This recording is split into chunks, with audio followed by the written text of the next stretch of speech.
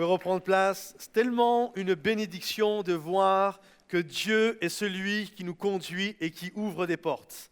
Est-ce que vous aimez quand Dieu ouvre des portes?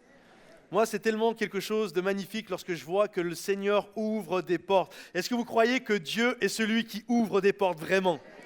Est-ce que vous croyez qu'alors peut-être que vous êtes dans une situation bloquée depuis des mois, que Dieu est capable de vous faire vivre un momentum et que les choses anciennes passent et que toutes choses deviennent nouvelles, que les portes fermées puissent s'ouvrir dans le nom de Jésus? Est-ce que vous croyez alors que peut-être vous êtes dans un endroit, il y a la maladie, est-ce que vous croyez que la porte de la guérison peut s'ouvrir? Une porte de malédiction, de blocage, et d'un seul coup, Dieu vous fait rentrer dans la bénédiction qu'il a pour vous. Est-ce que vous croyez que cette semaine, alors que ça fait des mois et des mois que vous avez déposé un dossier pour avoir un appartement, pour avoir une maison, et vous avez l'impression que la maison, la porte est bien close et bien fermée, est-ce que vous croyez que cette semaine, votre dossier peut passer en priorité et que la porte d'un nouvel appartement puisse s'ouvrir devant vous? Est-ce que vous croyez alors que peut-être vous avez arrosé la Gironde de tout Bordeaux, toutes les associations, toutes les entreprises, toutes les sociétés de CV, vous avez mis votre CV de partout et là personne ne vous rappelle, on vous oublie. Est-ce que vous croyez que cette semaine, votre CV peut passer en haut de la pile et qu'un patron vous téléphone en disant « Nous aimerions vous rencontrer » et que la porte du travail s'ouvre? Est-ce que vous croyez que Dieu est capable de faire ça? Moi, j'aime quand Dieu ouvre des portes. Quand il y avait une situation bloquante, et Dieu ouvre la porte. Je me souviens, je n'étais pas chrétien encore à ce moment-là, mais mon église de naissance, à Rive-de-Gier, c'était une petite église d'environ 80 personnes à l'époque. Et vous imaginez une église de 80, le groupe de jeunesse est petit. C'est pas les jeunes, la plupart, quand vous venez ici, il y a 200 personnes le vendredi soir, le samedi maintenant, mais évidemment, c'est pas la réalité que la majorité des églises vivent. Et nous, dans l'église, dans mon église de naissance, l'église fait 80 et le groupe de jeunesse, et ils étaient 7. OK? Mais ce n'était pas 7 gars et filles, c'était 7 filles. Est-ce que vous croyez qu'elles avaient envie que la porte s'ouvre et que des garçons arrivent? et c'était vraiment un problème. Les 7 filles, elles sont en âge de se marier, elles veulent se marier. Et là, le pasteur a compris la problématique. Il a dit, écoutez les filles, pendant la réunion de jeunesse, on va prendre un moment et nous allons prier pour que justement la porte s'ouvre, que des gars arrivent qui donnent leur vie à Jésus et que ça puisse être vos futurs époux. Et les filles, elles ont dit, oui, ça c'est une bonne idée, pasteur, on va faire ça. Et là, elles ont prié pendant les réunions de jeunesse. Elles prenaient tout le temps un moment, elles priaient, Seigneur, envoie-nous des garçons, envoie des gars, nos futurs maris. Et vous savez quoi? Pendant 1 an, la porte s'ouvrait de l'église et des gars sont arrivés les uns derrière les autres. Et toutes ces filles, par la grâce de Dieu, se sont mariées. Dieu est celui qui ouvre des portes. Mais s'il est celui qui ouvre des portes, parfois, il est celui qui ferme les portes. Là, il y a moins de amen. Hein? Là, ça n'a pas applaudi, ça n'a pas dit vas-y, prêche, pasteur. Non. Mais s'il est celui qui ouvre des portes, il est également celui qui, en d'autres circonstances, ferme des portes. Non pas pour nous fermer à la porte de ce qu'il a prévu pour nous, mais pour nous conduire à bon port. Et il est aussi celui qui ferme des portes. Je me souviens, quand j'ai donné ma vie à Jésus, c'était dans un camp, et je venais juste de me convertir, je n'étais pas encore baptisé. Et là, dans ce camp, il y avait une jeune fille, et on se plaisait bien. Je voyais que je lui plaisais, elle voyait que elle me plaisait, etc. Et on était là, il y avait une petite tension, il y avait quelque chose là comme ça, et je commençais à avoir quelques sentiments pour cette jeune fille. Et je me souviens, on a discuté juste avant que je parte du camp. On n'est jamais sortis ensemble, on n'a pas fréquenté, mais on s'est dit, ben voilà, l'année prochaine, peut-être que si c'est la volonté de Dieu, on se verra, et puis les choses, on va voir comment les choses évoluent. Et vraiment, c'était ça. Et je me souviens, je rentre chez moi, puis quelques temps après, je priais là-dessus, et quelques temps après, j'étais en train de dormir, et j'ai eu un songe. Le songe était le suivant, j'étais en train de gravir une montagne, littéralement j'étais en train de faire de l'escalade et accroché en cordée, il y avait cette jeune fille qui était accrochée à ma corde et on était ensemble en train de gravir une montagne et j'avais dans ma bouche, je serrais entre mes dents la parole de Dieu, je serrais la Bible entre mes dents et alors que j'étais en train de grimper, plusieurs fois elle a failli tomber, elle n'arrivait pas à avancer et à un moment donné, littéralement elle est tombée, je l'ai rattrapée par la corde en criant et au moment où je crie, je vois la Bible, je vois la parole de Dieu qui tombe de ma bouche, qui va dans le précipice et qui disparaît. Et là, je me réveille et clair, c'est net. Dieu me parle et il me dit, tu vois, si tu veux te marier avec cette jeune fille, tu peux. Hein, je veux dire, c'est une chrétienne, vous allez aimer Jésus, tout va bien se passer. Sauf que l'appel que j'ai pour toi de gravir les montagnes afin d'apporter ma parole, tu ne pourras pas le faire avec cette jeune fille. Choisis ce que tu veux faire. J'ai compris ce jour-là que la porte s'était fermée, mais gloire à Dieu, dans les mois qui ont suivi, la porte qui s'appelle Roselyne s'est ouverte et j'ai trouvé la femme avec qui j'allais bâtir la destinée que Dieu avait prévue pour moi. Dieu est celui qui ferme des portes, il est aussi celui qui ouvre des portes. Et même lorsqu'il ferme une porte, et on va regarder ça ensemble ce matin, lorsqu'il ferme une porte, ce n'est pas pour te détruire, ce n'est pas pour te nuire, mais c'est littéralement pour t'amener et te remettre sur les bons rails afin que tu puisses vivre l'objectif qu'il a pour toi. Regarde ton voisin et dis-lui, n'aie pas peur des portes fermées. Dis-lui, n'aie pas peur des portes fermées. Dieu veille. Et j'aimerais voir avec vous ce matin un message que j'ai intitulé « Dieu ouvre et ferme les portes ». Dieu ouvre, il est celui qui ouvre, il est celui qui ferme les portes. Juste pour vous remettre dans le contexte du récit que nous allons voir ensemble, il y a un homme qui s'appelle l'apôtre Paul. Et l'apôtre Paul a reçu une promesse de la part de Dieu. Il a reçu la promesse suivante, c'est que la porte, littéralement, la porte des nations lui serait ouverte. Qu'il était un instrument choisi par Dieu pour apporter le nom de Jésus dans tout le bassin méditerranéen de l'époque, pour apporter ce nom, que la porte des nations lui serait ouverte. Et là, au bout d'un certain temps, il est dans son église à Antioche, et il a un ami qui s'appelle Barnabas, et ensemble, alors que l'Esprit de Dieu les conduit, ils vont quitter l'église d'Antioche pour un temps, pour aller implanter des églises dans le monde connu de l'époque. Et au bout d'un certain temps, ils ont implanté plusieurs églises. Au bout d'un certain temps, ils rentrent dans la base, ils rentrent dans leur église à Antioche. Et là, les mois passent, et naît de nouveau dans le cœur de l'apôtre Paul le désir de retourner voir les églises qu'ils ont implantées, pour les affermir, pour les encourager, pour voir s'ils ont besoin de conseils et toutes ces choses-là. Et là, il en parle à Barnabas. Je vous fais une histoire très courte. Ça ne fonctionne pas. Les deux vont se séparer. Barnabas va partir avec son cousin, avec Marc. Ils vont s'embarquer pour un autre endroit. Et là, Paul va prendre avec lui un nouveau compagnon d'œuvre qui s'appelle Silas. Et là, l'église prie pour eux. La Bible nous dit que les anciens, les pasteurs de l'église ont prié pour Paul et Silas et ils vont les envoyer recommander à la grâce de Dieu. Et là, Paul et Silas vont partir et au bout de quelques jours, ils vont faire une halte et découvrir un jeune homme qui va devenir quelqu'un de très important dans la vie de l'apôtre Paul, Timothée.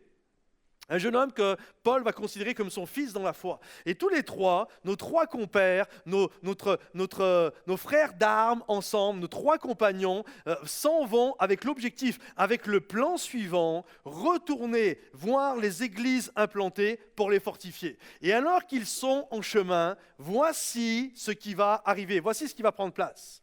Ayant été empêchés par le Saint-Esprit d'annoncer la parole en Asie, ils traversèrent la Phrygie et le pays de Galatie. Arrivés près de la Mysie, ils se disposaient à entrer en Bithynie. Mais là encore, l'Esprit de Jésus s'opposa à leur projet. Vous imaginez par deux fois, ayant été empêchés par le Saint-Esprit d'annoncer, c'est fou quand même quand on y pense, c'est le Saint-Esprit qui les a empêchés d'annoncer la parole de Dieu. Peut-être tu te dis, c'est quand même spécial. Et une autre fois, ils veulent aller à un autre endroit pour justement encourager. Et la Bible nous dit, l'Esprit de Jésus s'opposa à eux. Premièrement, ce matin, parfois, Dieu ferme les portes. Deux fois, deux reprises, Dieu ferme les portes. Et alors qu'ils ont un plan. Je ne sais pas si vous vous souvenez, quand j'ai fait ma série d'enseignements sur la série Momentum, Tout est possible, comment passer de l'échec, d'un scénario d'échec à un scénario souhaité, à un but, un objectif, à une vision, à un rêve de Dieu pour notre vie. Et le troisième message de la série, je vous avais expliqué que chaque rêve nécessite un plan. Si tu es là, je prends un exemple très simple, si un jour tu veux être en bonne santé, perdre du poids, etc., tu as beau avoir le rêve d'être en bonne santé, s'il n'y a pas un plan, peut-être un programme alimentaire, un programme dans une salle de sport ou ceci ou cela, ça restera juste un souhait, ça restera juste un rêve. Donc pour que le scénario actuel, peut-être catastrophique, un jour puisse devenir le scénario souhaité, rêvé, la vision, l'objectif, il y a un plan à faire. Et c'est exactement ce que Paul a fait. Paul a avait un plan. Le plan, c'était, on va faire ça. La porte des nations, ça c'est le rêve. Le rêve, c'est d'implanter des églises et de les fortifier et de faire des nations des disciples, ça c'est le rêve. Et Paul s'est fait un plan. Et alors qu'il est en train de marcher, certainement que lui, dans sa tête, entre le point A et le point B, c'est une belle ligne droite. Tout roule, tout coule, ça va être génial. Combien savent que la vie chrétienne, ce n'est pas une ligne droite? Et là, il avait fait son plan, et la Bible nous dit que ça ne s'est pas passé comme il avait prévu. Le plan a dû changer. Et vous savez que bien souvent, 95% de la population française, même mondiale je dirais, que ce soit dans le séculier et que ce soit même dans les églises, quand le plan tombe à l'eau, les gens abandonnent. Vous savez pourquoi? Parce que les gens ne font pas la distinction entre le plan et la vision de Dieu.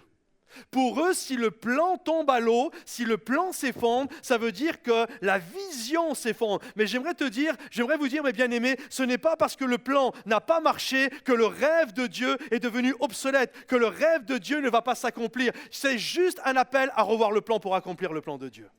Je me souviens un jour, j'étais pasteur de jeunesse pendant 7-8 ans, et pendant 8 ans exactement, et je me souviens d'un jeune homme, et il avait un rêve. Son rêve, son scénario souhaité ici, c'était un jour d'être marié et de servir le Seigneur avec son épouse. Il l'avait reçu de la part de Dieu. Il savait qu'un jour, avec son épouse, il servirait Dieu ensemble. Et là, il fréquentait avec une jeune fille. Et c'était une fréquentation à distance, et des moments, la jeune fille venait à l'église, et je les voyais. Et lorsque je voyais cette jeune fille, j'étais mal à l'aise, parce que je voyais qu'elle ne l'aimait pas vraiment. Elle était dure, elle n'avait pas des propos, elle ne faisait pas fille amoureuse, vous comprenez?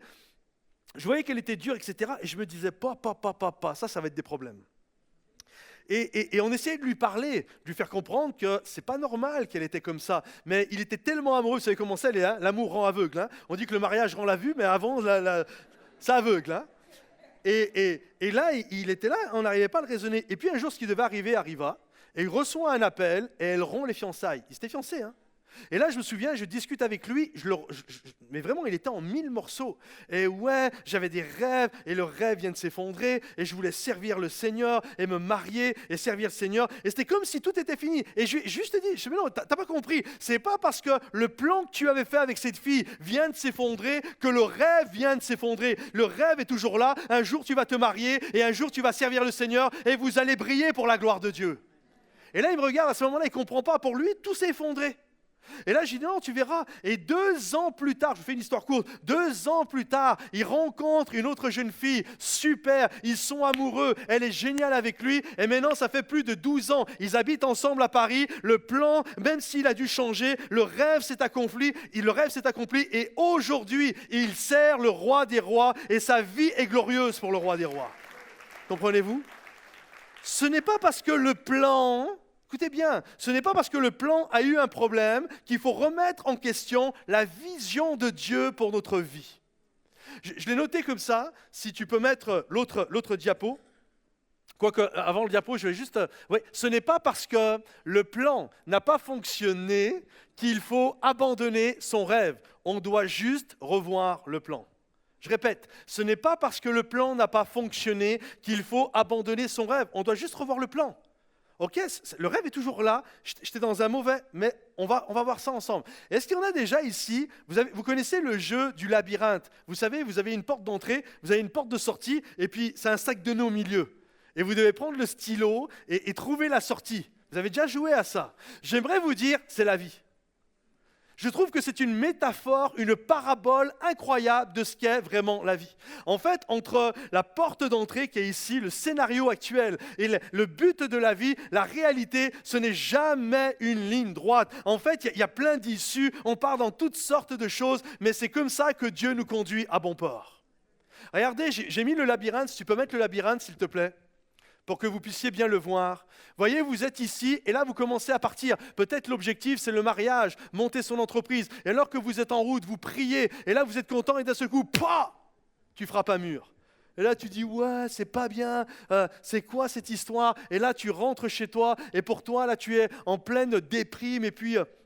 Dieu peut rien faire pour moi et c'est pas possible, mon rêve s'est effondré. Mon message ce matin, le message que j'aimerais vous communiquer ce matin, ce n'est pas parce que tu t'es pris une porte que la porte du rêve, elle, est fermée. Tu as juste besoin de revoir le plan. Si tu peux appuyer dessus, s'il te plaît. Et là, tu es en train de partir et tu continues, tu jeûnes, tu pries, tu cherches Dieu, tu cherches des conseils. Et là, pour toi, tout est génial. Et d'un seul coup, c'est jamais simple, hein? Alors tu commences à faire machine arrière et qu'est-ce qui s'est passé, Seigneur? Et d'un seul coup, tu vois une autre porte qui s'ouvre, une autre issue. Et là, tu commences à partir, tu vas de l'avant, tu vois ton objectif. Et par la grâce de Dieu, poum, tu vis l'objectif, ce que Dieu a prévu pour ta vie. Comprenez ceci. Ce n'est pas parce que tu t'es retrouvé dans une voie sans issue que le rêve a disparu. Le rêve, l'objectif est toujours là et tu es appelé comme l'apôtre Paul. Même si j'ai vécu des temps difficiles, je crois que le rêve va s'accomplir. Ce n'est pas parce que je me suis pris des portes en plein visage que la porte des nations, elle, est fermée. Comprenez-vous? Ce n'est pas parce que le plan a échoué que le rêve a échoué. On doit juste revoir son plan. Il y a quelques mois en arrière, j'ai reçu une invitation, début de l'année, janvier 2018. Je reçois une invitation du Congo. Et pour venir au Congo, mars 2018. Et là, je reçois l'invitation et puis je dis au pasteur, à une des personnes qui s'occupait là-bas, je dis, ça serait bien que vous puissiez m'envoyer l'invitation officielle pour que je puisse faire mes démarches, avoir le visa. Parce que je sais que c'est compliqué d'avoir le visa comme ça ne se fait pas comme ça. Et là, la personne me dit, ouais, t'inquiète pas, il n'y a pas de problème, on va t'envoyer ça. Et là, le temps passe, pratiquement un mois passe. Et là, mon voyage est dans un mois et je commence un peu à stresser. C'est compliqué, donc je les rappelle. Ils me disent, t'inquiète pas, on t'envoie ça. Et là, 3-4 jours après, je reçois l'invitation. Et donc, waouh, super. Donc, j'envoie tout ça à l'ambassade du Congo à Paris.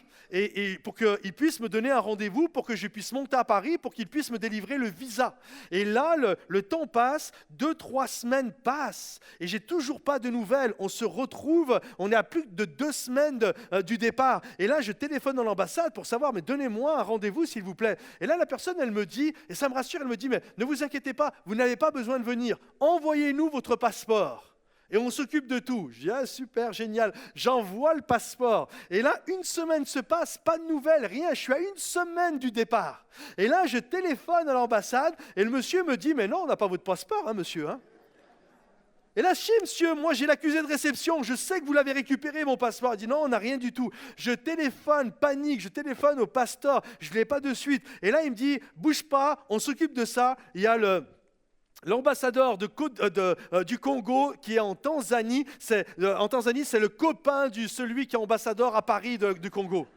Et entre eux, ils vont s'arranger. Je dis, ok, faites ce que vous voulez, mais moi, je n'ai pas mon passeport. Et là, ils se téléphonent et les jours passent. Si bien on s'en occupe, ok, très bien, les jours passent. Et je me souviens, le dimanche, je pars le lundi à 18h, et je me souviens, le dimanche matin, je suis là, et pour ceux qui se souviennent, je dis, priez parce que j'ai toujours pas mon passeport.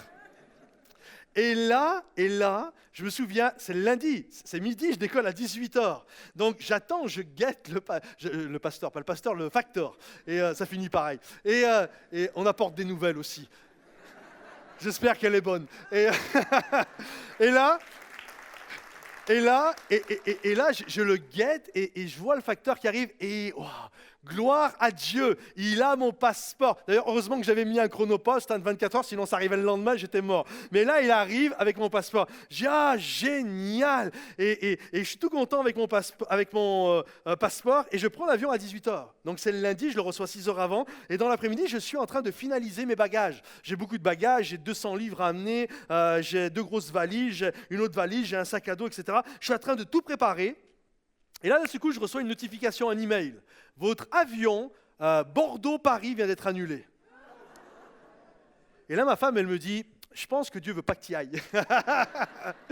Et là, je dis à ma femme, écoute, moi, l'histoire du labyrinthe, elle est dans ma tête. Moi, je dis, la vie, c'est un labyrinthe. C'est pas parce que là, ça s'est fermé que pour moi, tant que la porte, elle n'est pas fermée définitivement, j'avance. Et là, écoute, on va regarder sur Internet. On regarde sur Internet et on trouve un autre avion. Mais il décolle à 17h. Et c'est pas, il n'y a pas de correspondance. Ça veut dire que j'arrive dans le mauvais aéroport de Paris. Je dois récupérer tous mes bagages. Il n'y a pas le suivi. Et je dois aller prendre un bus pour aller à l'autre aéroport. qui va me faire dormir dans un hôtel pour reprendre, etc. Je dis, mais c'est pas grave, on y va, j'y crois, je suis jeune, j'ai la santé, on va le faire. Et là, ok, super, on réserve le billet, sauf que c'est 1 heure plus tôt. Et là, j'ai plus qu'1 heure et quart, 1 heure 20, je crois, pour me rendre à l'aéroport. C'est vraiment limite. Et là, on prend la voiture, on charge la voiture, on arrive, et grosso modo, on est à 16 heures et on est sur la rocade de Bordeaux. On est à l'arrêt, et là, ma femme, elle me regarde, elle me dit, je crois que Dieu ne veut pas que tu y ailles. Et je dis à ma femme, tant qu'il y a une issue, j'avance. Pour moi, la porte se ferme, c'est je n'aurais pas eu mon passeport ou je rate l'avion. Mais tant que je peux avancer, j'avance, c'est ma devise. Alors, on y va. J'arrive 15 minutes avant le décollage, je monte dans l'avion, etc. Juste, je vous fais une histoire courte. Le lendemain, j'étais au Congo. J'ai passé une des plus belles missions de tournée d'église que j'ai pu vivre pendant une semaine. C'était la gloire de Dieu. C'était le rêve. Comprenez-vous ? L'objectif, c'était d'être au Congo, mais entre le plan que je m'étais fait au début, ok, et le plan qui s'est dessiné, il a fallu à chaque fois s'arranger, il a fallu des coups de fil, il a fallu prendre un avion, il a fallu arriver dans un mauvais aéroport, il a fallu prendre un bus, tout ça, c'était pas prévu, et il a fallu dormir dans un hôtel, etc., etc. Mais la réalité continue d'avancer, même si le plan change, le rêve, lui, ne change pas, il est immuable et il s'accomplira. Donc, quels que soient tes combats, quelles que soient tes difficultés, Dieu est là. Lorsque l'esprit a empêché l'apôtre Paul d'avancer, est-ce que vous pensez que l'apôtre Paul s'est dit « Ouais, vu que c'est comme ça, moi je rentre chez moi ». Imaginez que Paul ait dit ça, parce que c'est fou, c'est même pas une attaque de l'ennemi. La Bible nous dit que c'est l'Esprit de Jésus qui l'a empêché. Imaginez un instant, Paul il aurait pu se dire « Ouais, c'est quoi cette histoire? Moi, je veux servir Dieu et Dieu, il me met des bâtons dans les roues. Vu que c'est comme ça, je rentre chez moi, je rentre à ma maison, c'est terminé. » Non, heureusement que Paul comprenait la logique et la pensée de Dieu. Heureusement que Paul comprenait l'histoire du labyrinthe. Ce n'est pas grave, j'avais fait un plan, mais si le plan ne marche pas, je sais que Dieu veillera quand même à l'accomplissement des bons plans qu'il a prévus pour moi. Alors je vais faire ce qu'il y a à faire, on va changer le plan, Dieu va me parler, mais nous finirons par vivre ce que Dieu a prévu pour notre vie et que tous ceux qui le croient disent Amen et applaudissent le roi des rois. J'aimerais juste faire une sorte de parenthèse dans mon deuxième point, juste pour que nous puissions réaliser comment établir un bon plan pour Dieu. Parce qu'il y a une manière de faire un plan pour Dieu. Alors, juste deuxièmement, une réflexion à avoir avant d'établir un plan. La première réflexion est la suivante. Vérifiez si votre projet est en accord avec la parole de Dieu. C'est le point de départ. En d'autres termes, par exemple, si je montais une entreprise, une société, est-ce que je dois mentir, tricher pour réussir à développer ma boîte? Comprenez-vous? Si je regarde la parole de Dieu me dit que je n'ai pas à mentir. La parole de Dieu me dit d'être un homme intègre et droit. Donc je sais, si par exemple un jour je veux me marier et puis il n'y a pas de jeunes filles qui sont disponibles ou il n'y a pas, je suis une jeune fille, il n'y a pas de gars qui sont disponibles, puis d'un seul coup je vois le mari de madame Untel ou la femme de monsieur Untel, elle me plaît bien et puis je sens que je lui plais bien et puis ça doit être la volonté de Dieu qu'on se mette ensemble, c'est Dieu qui nous attire, etc., etc. Comprenez ceci, si tu penses que ton projet vient de la parole, vient de toi et tu ne sais pas si ça vient de Dieu, lis la Bible et tu vas voir que la Bible t'interdit de faire ces choses-là. Vous comprenez? Il y a une histoire, mes plans, mes projets doivent être en conformité avec la parole de Dieu.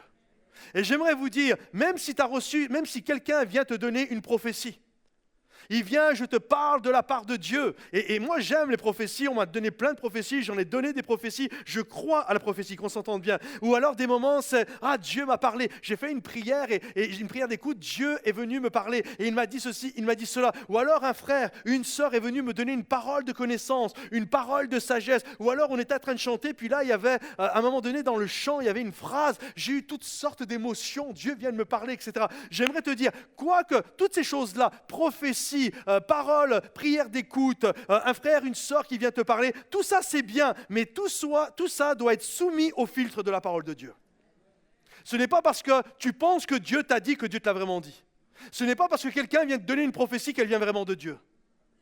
Tout doit être en conformité avec la parole de Dieu. Si on me dit quelque chose, les chrétiens de Bérée, la Bible nous dit, étaient des hommes intelligents parce que tout ce qu'ils entendaient, ils l'examinaient avec les Saintes Écritures. Donc quand on te dit quelque chose ou que tu penses qu'on t'a dit quelque chose ou que Dieu te parle, tu prends la parole de Dieu et tu regardes si c'est en conformité avec la parole de Dieu. Et si c'est en conformité, alors tu peux commencer à avancer.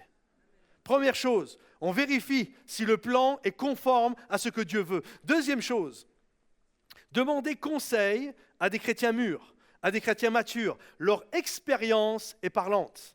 Si un jour tu veux développer une entreprise, il y a des chrétiens qui ont développé des entreprises. Alors tu vas voir un chrétien où tu veux te marier, vous comprenez ce que je veux dire? Il y a toujours des gens qui sont là autour de nous que Dieu a placés avant. La Bible nous dit qu'ils sont comme des témoins, ces nuées de témoins. Ils sont là, ils vont nous donner toutes sortes de renseignements, toutes sortes de choses dont on doit savoir. La Bible nous dit que l'apôtre Paul, avant de partir, il en a parlé avec les anciens de l'Église et la Bible nous dit que les anciens leur imposèrent les mains. Ils étaient d'accord avec eux et ils les laissèrent aller recommander à la grâce de Dieu. Comprenez-vous? Il y a un appel à mon plan, ce que je suis en train d'établir, il y a un appel à ce qu'il y ait un consentement même de l'Église, un consentement même des anciens. Troisième chose, analysez vos propres motivations. Est-ce que c'est ce que je veux, moi, ou est-ce que c'est ce que Dieu veut? En d'autres termes, est-ce que je recherche ma gloire ou est-ce que je recherche la gloire de Dieu? Comprenez-vous? Et quatrième et dernière chose, priez que Dieu ouvre et ferme les portes selon sa volonté. À chaque fois que je fais un projet dans ma vie, peu importe le projet, je finis toujours, ce n'est pas une blague, tout le temps je fais cette prière. Je la fais, elle est machinale cette prière, elle sort de mes tripes, mais vraiment je la fais. Je dis Seigneur, si c'est ta volonté, ouvre les portes. Mais surtout, si ce n'est pas ta volonté, ferme-les bien fort pour pas que je me trompe. Il y a toujours un appel à prier que ta volonté qui est aux cieux puisse s'accomplir ici-bas sur la terre. Maintenant, comprenez ceci, parce que les trois premières choses peuvent être bonnes, la quatrième, ça peut ne pas être la volonté de Dieu. Regardez l'apôtre Paul. L'apôtre Paul, ce qu'il voulait faire était biblique. On est d'accord avec ça? La Bible dit « Allez par toutes les nations et faites des disciples ». Donc, ce que Paul veut faire, aller faire des disciples dans les églises qu'il a déjà implantées, c'est biblique. Les chrétiens matures, oui, les anciens ont prié pour lui, ils l'ont recommandé à la grâce de Dieu. Et on sait que ses motivations étaient bonnes. Tout ce qu'il faisait, Paul le faisait pour la gloire de Dieu. Pourtant, la porte s'est fermée. Comprenez-vous? Parce qu'il y a une différence, et vous pouvez le noter en gras quelque part, il y a une grande différence entre ce qui est bon et ce qui est divin. Ce n'est pas parce que c'est bon que c'est la volonté de Dieu. Est-ce que vous saisissez la nuance? Donc quand tu fais quelque chose, même si tout semble bon, c'est dans la Bible, les chrétiens m'encouragent, etc., finis toujours en disant, Seigneur, c'est toi qui ouvres et fermes les portes, je te fais confiance, alors je marche et c'est toi qui vas m'aider à accomplir ta volonté dans ma vie. Que ta volonté qui est faite au ciel soit parfaite et qu'elle soit accomplie dans ma vie ici-bas sur cette terre et que tous ceux qui veulent faire la volonté de Dieu disent Amen et applaudissent le roi des rois. C'est ce que l'apôtre Paul désirait. Et la porte, à ce moment-là, s'est fermée. Mais gloire à Dieu, parce que ça veut dire que Dieu avait un meilleur plan pour l'apôtre Paul. De la même manière, si pour toi, tu t'es retrouvé dans une situation sans issue, comprends ceci, même si parfois c'est douloureux, ça veut dire que Dieu a un meilleur plan pour ta vie. Et que son rêve va s'accomplir, tu vas juste prendre un chemin différent. Troisièmement et dernièrement, et parfois Dieu ouvre les portes. Ils franchirent alors la Mysie et descendirent à Troas. Pendant la nuit, Paul eut une vision. Un Macédonien lui apparut et lui fit cette prière. « Passe en Macédoine, secours-nous. » Après cette vision de Paul, nous cherchâmes aussitôt à nous rendre en Macédoine, concluant que le Seigneur nous appelait à y annoncer la bonne nouvelle. Amen. Si tu peux laisser le texte, s'il te plaît, quelques instants. On voit ici que plusieurs portes se sont fermées, et alors que Paul continue, il prie, alors qu'il est en train de dormir, il a la vision d'un Macédonien qui lui dit « Paul, il faut que tu passes en Macédoine. » En d'autres termes, Paul, tu dois changer le plan. Tu es dans ton labyrinthe, mais tu dois changer la feuille de route et tu dois passer par cet endroit. Comprenez-vous? Et là, Paul va obéir à ce que Dieu désire. Et savez-vous ce qui va se passer? De nombreuses bénédictions vont être attachées à ça. Première bénédiction, nous voyons que l'équipe apostolique, pastoral, va s'enrichir d'un élément qui va être crucial pour le futur. Et il y a Luc, le médecin bien-aimé, celui qui a écrit l'évangile de Luc, celui à qui on doit les actes des apôtres, qui nous enseignent tellement de choses, et il vient de rentrer dans l'équipe. Regardez, c'est écrit. C'est écrit de manière implicite, mais c'est écrit. Lorsque Luc écrit, il dit « Ils franchirent alors la Mysie ». Il parle d'une équipe qui est en train de vivre quelque chose. Comprenez-vous? Et là, d'un seul coup, la feuille de route change. Et après cette vision de Paul, nous cherchâmes. En d'autres termes, d'un seul coup, le fait que Paul ait pris un détour, là, sur sa route, il y a Luc qui arrive. Luc, le médecin bien-aimé. Et Luc va être un sujet de grâce et de bénédiction. Lorsque Dieu te fait passer par une autre route, ce n'est pas pour t'embêter. Il a prévu des bénédictions. Il a prévu des personnes incroyables. Il a prévu toutes sortes de grâces pour ta propre vie. Donc, lorsque tu passes par un détour, fais confiance à Dieu. Et que tous ceux qui croient que Dieu nous dirige et il enrichit nos vies, disent Amen. L'autre chose qui va prendre place, alors que Paul, sa vision, son plan, son objectif, était juste de repasser voir les églises qu'il avait implantées, pour faire des disciples, pour les aider, pour voir comment ils allaient, pour donner des conseils, etc. Dieu voulait beaucoup plus que ça. Dieu voulait encore beaucoup plus d'églises implantées. Et on voit que toute l'équipe, maintenant les 4, Paul, Silas, Timothée et Luc le médecin bien-aimé, vont aller implanter des dizaines d'églises et le royaume de Dieu a continué d'avancer. Alors que tous ceux qui croient vraiment que Dieu a des plans beaucoup plus importants que les nôtres disent un puissant Amen et Amen et applaudissent le roi des rois. J'aime ce que Jacques dit. Jacques parle de certains chrétiens qui ont des affaires, des businessmen. Et il dit, voilà, il y en a, ils sont là et ils font toutes sortes d'actions. Et puis il dit, on va vendre ceci, on va vendre cela. Et puis l'année prochaine, on va faire ça, on va faire ça. Et littéralement, Jacques leur dit, mais vous êtes des insensés, vous pensez mal. Vous devriez plutôt dire, si Dieu le veut, nous ferons ceci, nous ferons cela. Je me souviens quand j'étais enfant, j'entendais, ça c'était la génération de mes parents, de ma mère, quasiment, c'était comme un tic chrétien à l'époque. À chaque fois qu'un chrétien parlait, il finissait quasiment tout le temps sa phrase en disant « si Dieu le veut » ou « Dieu voulant ». Vous vous en souvenez les plus anciens? Ça a disparu de notre langage, mais j'aimerais te dire, tout ce que tu fais, tu devrais dire à la fin, tous les plans, les projets que tu fais, tu devrais dire à la fin « si Dieu le veut ». Parce que quand Dieu le veut, alors tu sais que ça va être la grâce et la bénédiction. Il y a cet appel à réaliser que toute chose, tu peux mettre la dernière diapo s'il te plaît, que toute chose concourt au bien de ceux qui aiment Dieu et qui sont appelés selon son plan ou selon son dessein. J'ai demandé aux musiciens s'ils peuvent revenir, s'il vous plaît. Vous savez, des moments, on a sorti cette phrase comme si c'était un cliché.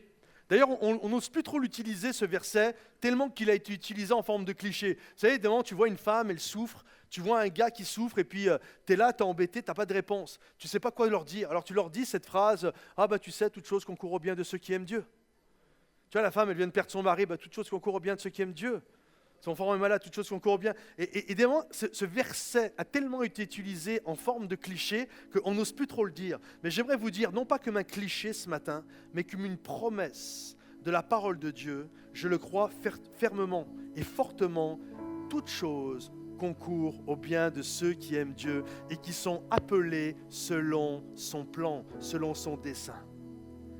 Il y a plusieurs mois maintenant, on vous parle de l'église en ligne que l'on désire faire. Il y a une église en ligne, on va faire l'église Momentum en ligne. Et je crois vraiment, c'est un plan, c'est un rêve, c'est un objectif qui vient du cœur de Dieu et je crois que ça va bénir la francophonie en entier. Et pour ça, ça fait des mois qu'on vous l'annonce. On a une 50aine de personnes dans l'église qui vont être des volontaires, qui servent. On a Greg, Ketsia qui travaille fort là-dessus. On a Stéphane, les affaires, tout ce qui est domaine, affaires techniques, domaine technique, etc., qui travaille fort. Et là, on arrive bientôt à l'accomplissement du début de ce que nous voulons faire, de l'objectif. Et la seule chose sur laquelle on devait travailler, c'était notre partenariat avec le Top Chrétien. Et parce qu'ils vont nous aider, ça va être pour eux un sujet de bénédiction. Pour eux, nous, ils vont être un sujet de bénédiction pour étendre l'impact que l'on peut avoir. Alors, il y a même pas un mois en arrière, pour que nous puissions sceller ça et avoir toute une stratégie, il fallait monter à Paris, au bureau du Top Chrétien. Pas de souci, on réserve nos billets de train. Et donc, on prend le train, 8h30, quelque chose comme ça. On doit arriver à 11h30 à Marne-la-Vallée, à Paris. Vous savez, là où c'est qu'il y a Disneyland, parce que les bureaux du Top Chrétien sont à Zoar, sont à une vingtaine de minutes de là. Et donc, on doit aller là. Et on a rendez-vous du temps de midi. Ils nous offrent le restaurant, puis on passe l'après-midi à travailler. Et à 18h, on doit rentrer à la maison. Et là, c'est génial. Ça, c'est le plan. OK? On est là et on doit aller là. Et là, en plus, on te dit, on te met dans un TGV. Tu vas tout droit, mon gars. Tu dis, il ne va pas y avoir de souci. Tout se passe bien. OK? Sauf qu'à même pas la moitié du chemin, le train s'arrête. Alerte à la bombe. Évacuation du train express, là. On descend du train, on est plusieurs. Il y a Piyou, il y a Stéphane, il y a Greg, il y a Dan, il y a moi, on est tous les 5. Et là, on descend. Et on descend du quai, du train, on se retrouve sur le quai. Et là, non, c'est même pas tu restes là. Vous évacuez la gare. Et là, une ville, je ne savais même pas qu'elle existait, cette ville en France. Et on se retrouve là, et qu'est-ce qu'on va faire? Il y a tous les passagers, on est dehors, et en dehors de la gare. Et comment ça va se passer? On reste là peut-être 3/4 d'heure, 1 heure et demie, je ne me souviens plus.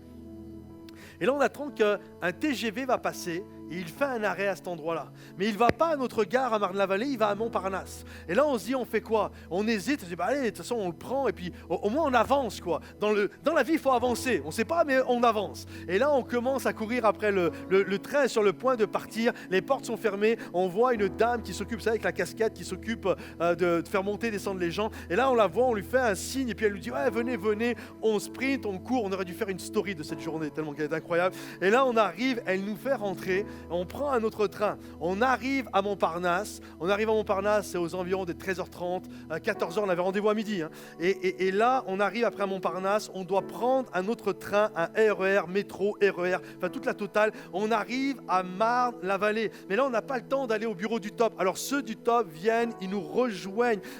C'est à peu près 3h30. Et on se retrouve dans un truc, c'est un peu miteux. C'est une sorte de bar-boulangerie. Je ne sais pas ce que c'est ce truc. Il n'y a rien de plus moche à 200 km à la ronde, c'est là où nous on se pose, mais on ne fait même pas gaffe. Tu sors dehors, il y a Walt Disney, il y a des bars avec Donald, avec Daisy, avec la Belle au bois dormant. Nous on se retrouve dans un truc minable là, mais on ne fait même pas gaffe. T'as Piyou qui est allongé sur des chaises, il a des crampes de ventre, il n'en peut plus. Là il y a le directeur du Top Chrétien, il me parle, il a le nez rouge, il postillonne, il est malade, il n'en peut plus. Et là, tu te dis, wow, tel matin, quand tu te lèves, j'avais pas pensé à tout ça. Ça vous arrive devant le matin, tu te couches le soir, tu te dis, j'avais pas vu la journée comme ça. Et là, c'était juste incroyable. Et ça colle, on s'entend, mais on vous aime, on veut vous aider, que ce soit même financièrement, que ce soit pour la promotion, le fait de mettre l'église en ligne, de la faire connaître. On est avec vous. Et là, on a fait tout un partenariat. J'aimerais te dire, sur le chemin, il a fallu changer de train. C'était pas simple, il y a une alerte à l'avant. Il a fallu changer de train. Il a fallu arriver dans une mauvaise gare. Il a fallu prendre le métro, le RER, se retrouver dans une boulangerie. Mais ça n'a pas empêché le rêve de s'accomplir. Donc si aujourd'hui tu as besoin de changer de train, ou tu te dis je ne comprends pas, j'arrive pas dans la bonne gare, ou j'arrive pas dans le bon aéroport et je suis avec 200 kilos de bagages, j'aimerais te dire Dieu veillera toujours à l'accomplissement des plans et des projets qu'il a pour toi, car toute chose concourt au bien de ceux qui aiment Dieu et qui sont appelés selon son plan, et que tous ceux qui le croient disent Amen et applaudissent le roi des rois et le Seigneur des seigneurs. Est-ce qu'on peut tous se lever à notre place? Est-ce qu'on peut se lever, juste étendre nos bras, nos mains, et juste commencer à prier? J'ai demandé à toute l'équipe de se mettre en place et juste commencer à prier et à réaliser qu'il est le Dieu de l'impossible et qu'il est capable aujourd'hui, malgré le plan qui a été mauvais, malgré le plan où tu as l'impression que tu te retrouves dans une voie sans issue.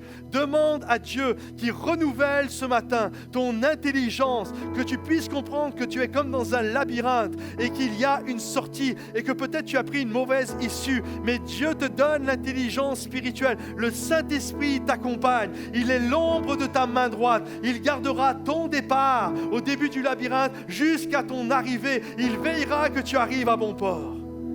Il est le Dieu de l'impossible. Il est ce Dieu qui veille à l'accomplissement des bons plans qu'il a pour chacun d'entre nous, et que tous ceux qui le croient disent Amen et applaudissent celui qui est digne de recevoir la louange et l'adoration. Alléluia, chantons et célébrons ce Dieu de l'impossible. Alléluia.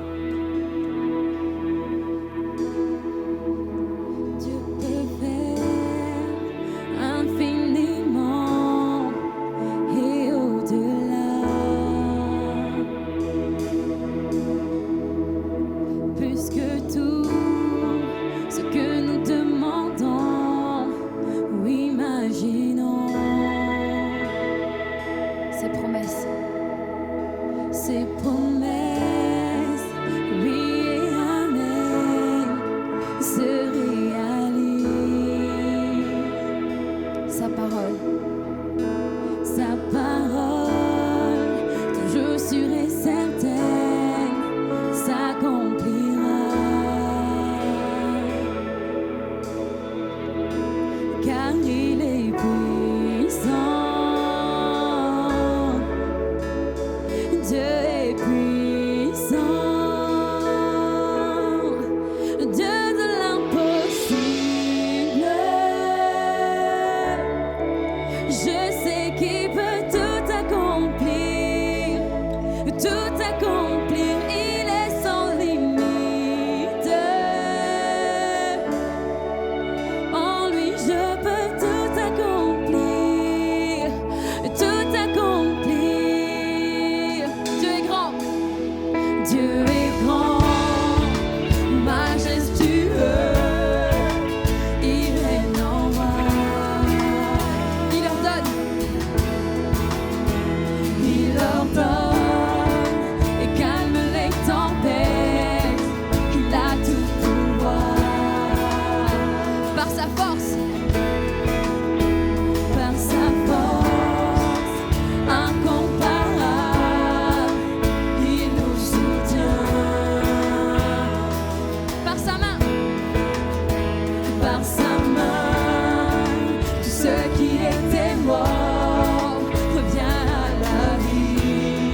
Déclare l'Église, car il est puissant, car il est puissant. Dieu est puissant, car il est puissant, car il est puissant. Dieu est puissant, Dieu de l'impossible. Je sais qu'il peut tout accomplir, tout accomplir. Il est sans limite. En lui, je peux tout accomplir, tout accomplir. Dieu de l'impossible. Je sais qu'il peut tout accomplir, tout accomplir. Il est sans limite. En lui, je peux tout accomplir, tout accomplir.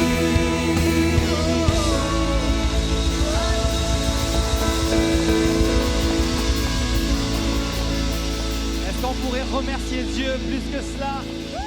L'acclamer.